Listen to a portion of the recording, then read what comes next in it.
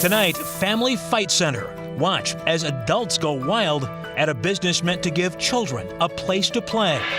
Also, toxic dry cleaning, the potentially cancer-causing chemicals some companies use on your clothes.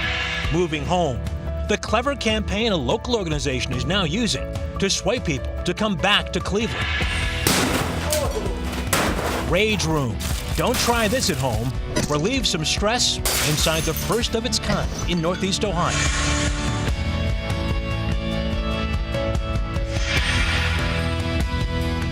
Good evening, and thanks for watching Channel 3 News at 11. Hope you had a great Monday. Betsy, how's the weather looking? It is chilly out there right now. Temps in the teens, but we're looking up for tomorrow. It's Wednesday we have to keep our eye on. She says it so positively. Exactly. It's Wednesday. We're good now. It's Wednesday. Yeah. And so are the Indians tonight doing stuff. A lot of Francisco Lindor news. He's going to tell us about his injury, when he might be back, and is he going to sign a long-term deal? Okay. We'll see you later. Thanks, Jimmy. Well, first tonight, a child's birthday party ruined. A brawl between adults broke out at Make Believe Family Fun Center in Parma over the weekend. As our Lena Live shows us, the whole thing was caught on camera. 911, did it please? What was supposed to be a birthday party for a 5-year-old girl I got a huge family and you're fighting right now. turned into an all-out brawl. I haven't seen any weapons. They're just physically fighting. Witnesses couldn't believe what was happening at Make Believe Family Fun Center in Parma. They described 30 to 35 people pushing and punching, all said to be either acquaintances or family members. One tried to use a chair to hit people. Now he's carrying something. He's going to try to bang somebody in their head. As a little girl stands there watching the grown-ups acting out. When police arrived, officers say one man resisted arrest and was tased twice. In all, 6 people were arrested, including 1 woman and 5 men. And this is something that we've never had to deal with before. The family-owned local business hopes the incident won't hurt their business. Our priority is to make sure everybody's safe and having a really good time, and this definitely is not typical of our clients or our customers. And less than 24 hours later, customers were back and undeterred. No, that's not going to stop us. I'm about to go have fun. Parma police aren't sure what started the fight, but say the brawl began after someone showed up at the party uninvited. You got to be more careful, about who you invite and what you post, because if you don't want certain people invited, don't post it. And perhaps remember the real reason for being there. You're here to celebrate a birthday party. Everyone should be having fun. Now, fortunately, no one was seriously injured. One woman was treated after she was hit in the head. Now, Parma police say they still want to make more arrests because some of the people involved in that fight took off. So they're asking anyone with any information that might help to give them a call. Reporting live from Parma, Lena By, Channel 3 News. No words, Lena. Thank you so much. Well, 4 days after an assault downtown, Cleveland police are now releasing information. Today, officers confirmed a woman was attacked and nearly kidnapped in a parking garage Thursday. It happened around 7 o'clock Valentine's night in the Gateway District parking garage. The woman says a man robbed and raped her, then forced her into her car. He started driving but crashed and ran away. We all know that dry cleaning businesses are everywhere, and oftentimes so is a dangerous solvent used in the cleaning process. But as the investigator Tom Meyer has found, this potentially cancer-causing chemical is, to some, loosely regulated, sometimes with costly consequences to each of us. John Salmon had a vision. I thought it was a fantastic building. It's right here in Fairview. But he didn't see it coming. It's one of those things where it's like, it makes you concerned about what you don't know. What he unearthed killed his property deal. Soil test detecting a cancer-causing chemical used in dry cleaning. Not surprisingly, a dry cleaner has operated next door for decades. Because if this is happening in Fairview, is it happening at other dry cleaners? In fact, it has happened here and across the country. The culprit? Perchloroethylene, or PERC for short. A solvent used since the 50s. It's also a probable carcinogen. Stephen Whitaker studied PERC against newer so-called green chemicals in a study for King County, Washington. And what I saw there, actually, I found to be extremely shocking. His study shows PERC exposure can kill. Many are unaware. we really believe that it's time to take action on perchloroethylene and do everything we can to get dry cleaners to move to safer alternatives to protect human health and the environment. Across the country, improper use has proved costly. $500,000 for an average cleanup. Here in Northeast Ohio, one mishap has taken almost 30 years to remove, costing taxpayers over $5 million. It's just incredible that something like that can have such a lasting impact on a neighborhood or a township. The Copley Township disaster qualified as an EPA Superfund site, all because a former dry cleaner mishandled PERC waste. You know, unfortunately, back in the 70s, people weren't aware of the environmental impacts of some of their actions. So, unfortunately, it does take years and years and years for that to get cleaned up, and the taxpayer is paying that cost. In Cuyahoga County, PERC is used by 78 dry cleaners, statewide over 400. There's little oversight and few violations. It can be dangerous. And it can be bad for the environment. It can be deadly for wildlife and humans. Fairmount Cleaners owner Steve Grace stopped using PERC at his University Heights shop. He's gone green. Safety. Safety. Safety for me, safety for my employees, safety for the community and the environment. Across the river in Fairview Park, the Ohio EPA was told about the contamination. So far, nothing has changed at Pat Lee's cleaners. Yeah, we use PERC. But yeah, we have like a hazardous guy come in and like pick up all that stuff. I want to say that contamination has been there since like the 70s or something. So aren't you worried though about the chemicals and stuff like that, working with it? Yeah.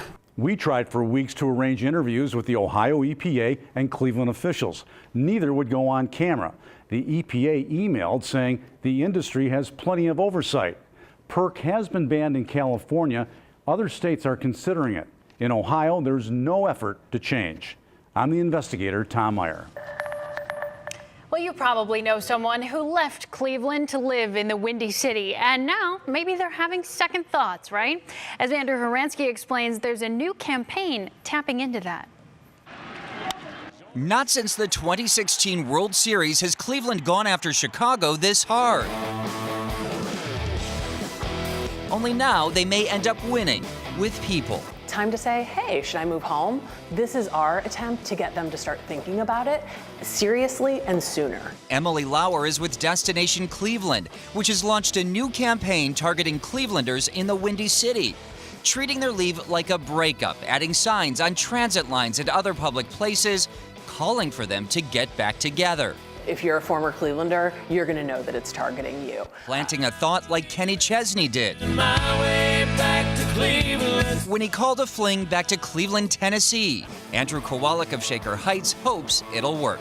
I can get a lot more for my money and a lot less stress. After graduating from Miami, he moved to Chicago, where he lived the dream but paid a lot in rent. After moving home, he bought a beautiful house, even joined a country club. There's no way I could have done that staying on the path I was on. I just talked to my boss and said, hey, I'd love to stay here. Can I work remotely? And he said, absolutely. So as long as I had an airport, it was fine. Tonight, he is not looking back. For now, this is only a pilot project for the next few months, only in Chicago. To work, Destination Cleveland also wants people to use the hashtag Come Back to CLE on social media. I am sure that many empty nester parents out there will be all too happy to oblige and hopefully share this story as well. We know someone, don't we? And was there a reason they're targeting Chicago here, Drew? Yeah, well, Chicago, of course, is a popular testing ground for all kinds of marketing, but they also looked at census data, Sarah, that showed that Chicago is already a very big feeder, so they knew that there would be people who would at least be open to this message. And if they are, that means more talent back here, living and working sooner, and perhaps more bang for their buck. Well, let's hope they get the message soon. Thanks, Drew. Sure. Tonight, we go inside Northeast Ohio's first known rage room. Does it really help you relieve stress? Kind of looks like fun. Plus, new research suggests the polar vortex killed most stink bugs stuck outside. But does it mean we'll see fewer of them this year? Ugh. Betsy Kling. Guys, double ooh over there. Everybody's tired of those things. Well, they're all chilling right now because temperatures only in the teens. We are locked in under high pressure pushing in from the north. But the problem is, see all these little innocent looking rain showers moving north from the Gulf Coast? That's part of our Wednesday messy potential forecast.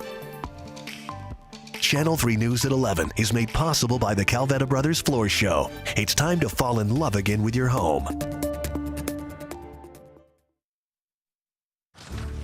Welcome back. Stink bugs are pesky insects known to take over our homes, but a research experiment suggests that awful polar vortex last month may have killed 95% of stink bugs that didn't find a warm place to shelter. But is that true? It doesn't mean we will have fewer stink bugs. The answer simply is no. Our experts at the National History Museum told us some might have died, but research shows they tolerate the cold well. So if they found decent shelter, they likely survived. They also said it only takes a small percentage of surviving bugs to bounce the population back when times were better for them. Darn. Imagine that. There is new business in Northeast Ohio that lets you smash away your stress. These anger rooms, or rage rooms as they're known, are popping up across the country, letting customers break everything in sight to let off some steam. Lena Lai is back to take us inside. What sounds like construction on the outside, inside. It's the delight. Ooh, I like this. Fun. Of destruction. It was awesome. That is pretty cool. Enraged in Parma is believed to be the first so-called rage room or smash room in Northeast Ohio, in the business of destruction therapy by letting you liberate your hostility, like in the movies. If you're like stressed or if you're angry and just walk out the whole week, it's just, you break things here, I clean it up. We recruited a couple of strangers to suit up and go for it. Annihilating bottles, smashing TVs. After 10 minutes of mayhem, I didn't think I had that kind of rage in me, but just the pure fact that there's no restriction. You just go for it. And that's what I really liked. It was just you beat it up. Nobody's gonna tell you you can't. Yeah, let it out, even if you have bad aim. Catharsis, or releasing that pent-up energy, feels good because your brain is getting drenched in the pleasure chemical called dopamine. But it's short-lived. And our brains go right back to doing what they were doing. Psychologist Dr. Scott B. from the Cleveland Clinic says rage rooms won't extinguish the fire inside.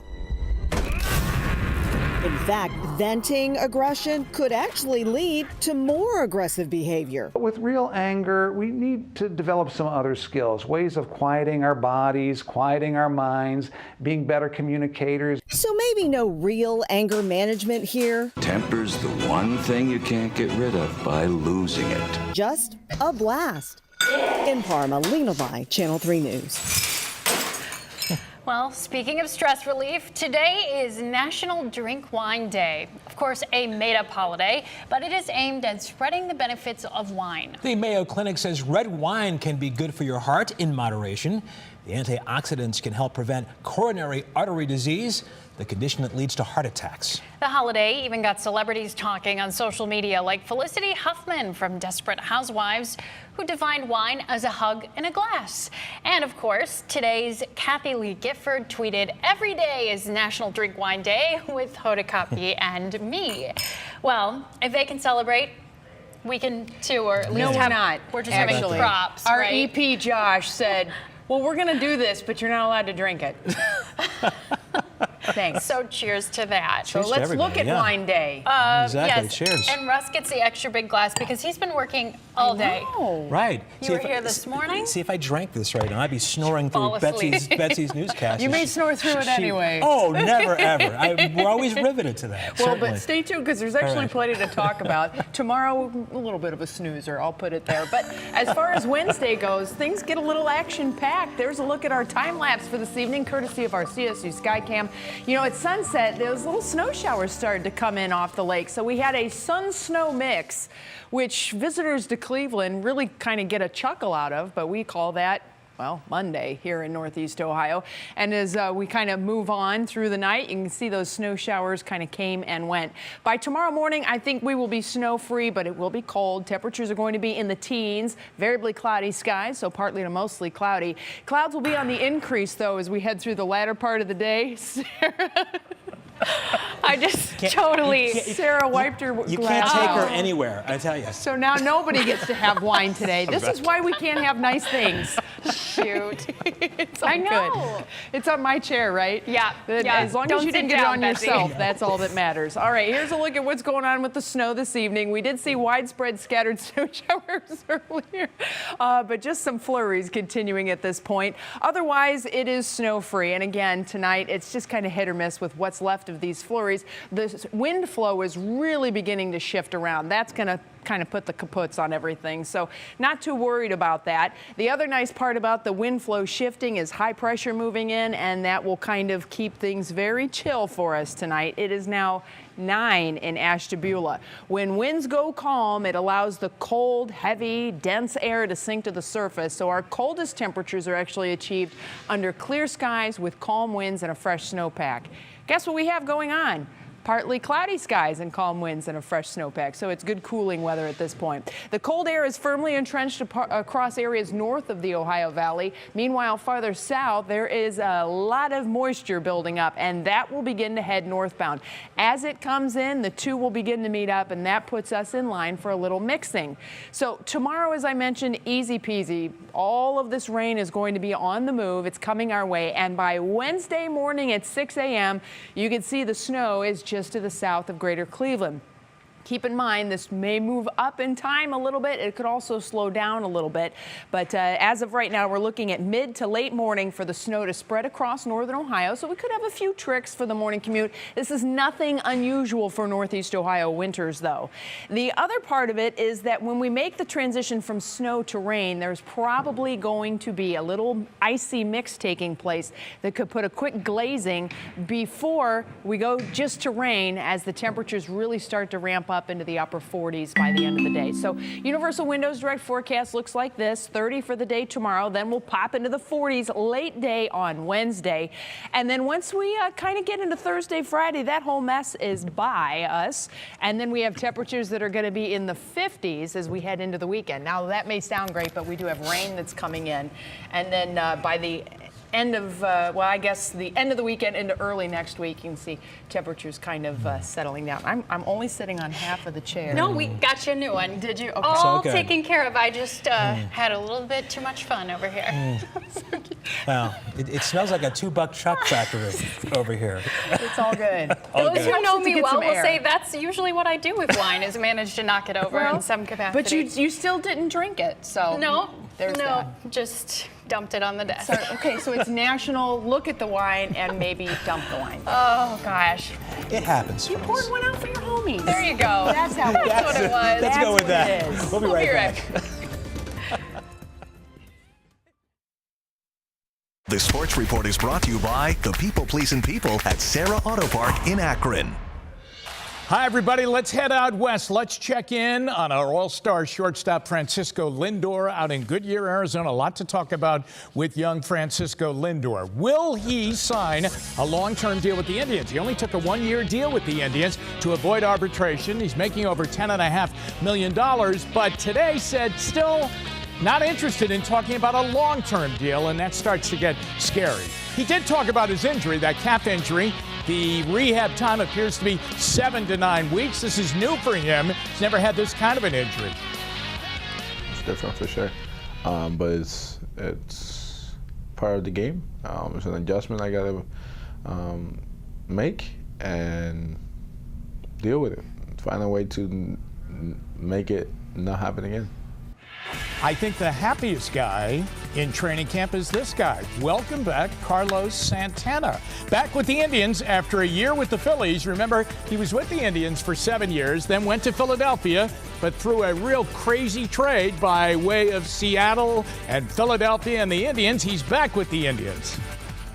No, I'm very surprised. I'm very surprised the last moment when Chris and Mike Shurner told me. Now and I'm so excited. You know, I'm happy, and thank you the organization for bringing me back. Boy, here's another happy guy. Everybody's happy out there right now. Jason Kipnis is happy. Why? He's back at second base. And he's been all over the place. Second base, in the outfield, for critical points. But now they have handed him the job at second base, and he is there. And he even offered to kind of try to go back and forth, which I appreciated. I don't know how fair that is to him. And I told him that if something ever changed and we needed to, that we'd talk to him. But he's our second baseman, and when he's a good player, we're a different team. Everybody's happy. Kenny Lofton's happy. He's back in Cleveland today, and he was at Tower City Cinemas tonight as he was showing the movie that he is producing called Chokehold. He had a meet and greet, and they'll have another one tomorrow at 7:30 with another showing of the movie. He always appreciates Indians fans, those 455 consecutive sellouts at that ballpark. That 10th man is very important, and other teams saw that coming in. It was like, man, them fans are going to be going crazy, and they know that if we're down in the ninth inning or whatever, those fans start to do the wave and start to cheering. It starts to get us kind of riled up when we were ready to go, and we end up pretty much having so many comeback wins because of that. They absolutely did. Baker Mayfield, we peek in on what's going on with him at LAX Airport by virtue of TMZ.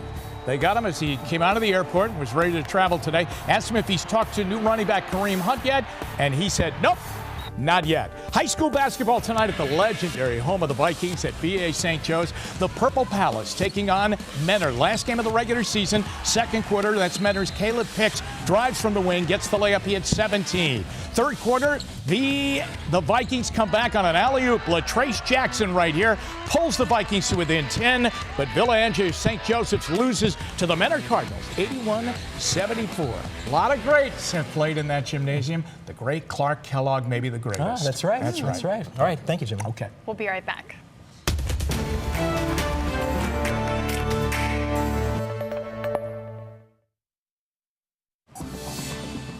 Here are 3 things to watch for tomorrow. The University of Akron will reveal its Urban STEM Education Center.